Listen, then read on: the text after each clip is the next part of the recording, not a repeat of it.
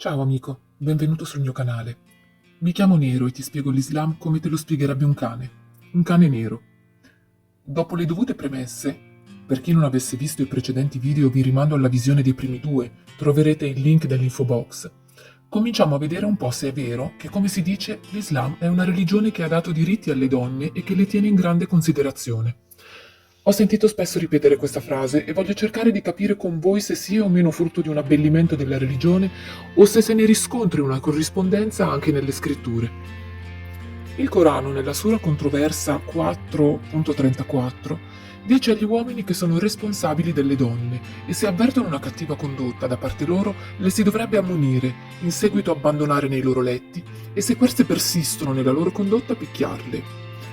Ora diamo un'occhiata al versetto. Se avete un Corano con voi andate a prenderlo su. Gli uomini sono preposti alle donne a causa della preferenza che Dio concede agli uni rispetto alle altre e perché spendono per esse i loro beni. Le donne virtuose sono le devote, che proteggono nel segreto quello che Allah ha preservato. Ammonite quelle di cui temete l'insubordinazione, lasciatele sole nei loro letti, battetele. Se poi vi obbediscono, non fate più nulla contro di esse. Allah è altissimo, grande. Se vai sul sito Quran.com e guardi i versetti, troverai degli intervalli e degli aggiustamenti, diversamente dal versetto che vi ho letto qui sopra, e troverete l'espressione disciplinatele dolcemente al posto di battetele. La stessa sura in arabo, tuttavia, parla chiaramente di picchiare, ma non di disciplinare dolcemente. Se sei di madrelingua araba, puoi tranquillamente verificare tu stesso.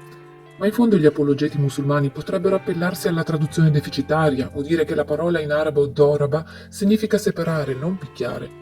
Come abbiamo visto, gli hadith spesso narrano degli episodi di vita del profeta. Negli hadith c'è traccia di un episodio che ci fornisce un contesto che potrebbe essere utile a contestualizzare questo versetto. Che indicazioni dava Maometto, il paradigma dell'uomo musulmano, in questo senso? Andiamo a vedere questo passaggio proveniente dalla collezione Bukhari. I link li troverete nell'info box. Ora ve lo leggo. Narrava Ikrima. Rifà ha divorziato dalla moglie dopo che Abdurrahman bin Az-Zubayr al-Qurazi la sposò. Aisha ha detto che la donna è venuta indossando un velo verde, lamentandosi con lei di suo marito, e le ha mostrato una macchia verde sulla sua pelle causata dalle percosse. Era abitudine delle donne sostenersi a vicenda, così quando arrivò il messaggero di Allah, Aisha disse: «Non ho visto nessuna donna soffrire tanto quanto le donne credenti. Guarda, la sua pelle è più verde dei suoi vestiti».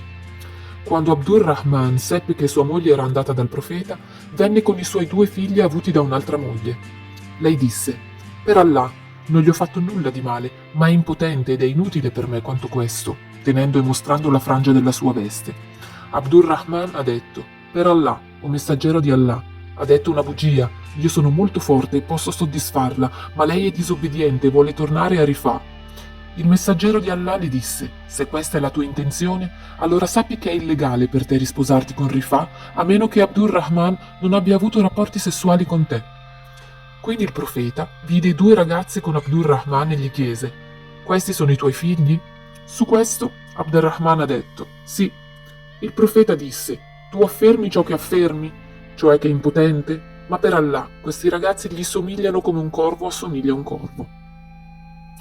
Quindi in tutto questo la stessa Aisha dice: «Non ho mai visto una donna che soffre tanto quanto le donne credenti». Muhammad, coinvolto nella questione, non sembra turbarsi per le percosse, ma si preoccupa che prima che la donna torni con l'ex marito si faccia dare una bella ripassatina da quello corrente, tipo buona uscita per il divorzio, insomma. Immaginate una vostra parente che per liberarsi da un matrimonio nel quale subisce violenza fisica deve però prima concedersi sessualmente al suo abusatore.